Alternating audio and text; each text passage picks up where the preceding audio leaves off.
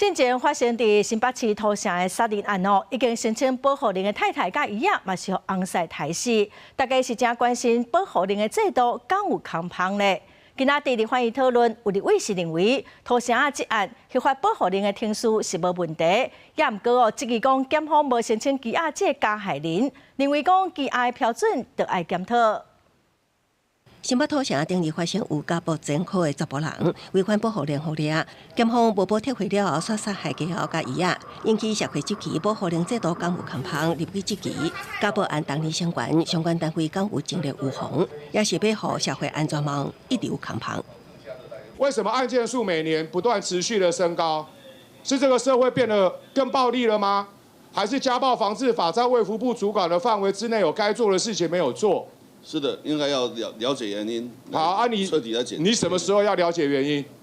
好，需要多久了解原因？我们1个月好不好？1个月好，没问题。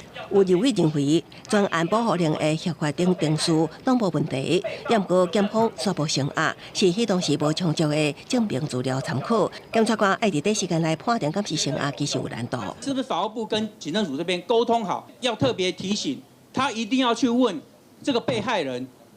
被告有没有长期对他有虐待？因为申请保护令今天可能是第一次，但前面可能已经照三餐打了20年了。希望把这些的相关的资讯给检察官做一个申请羁押的一个参，所以可以嘛？重要的，好，可以嘛？对不对？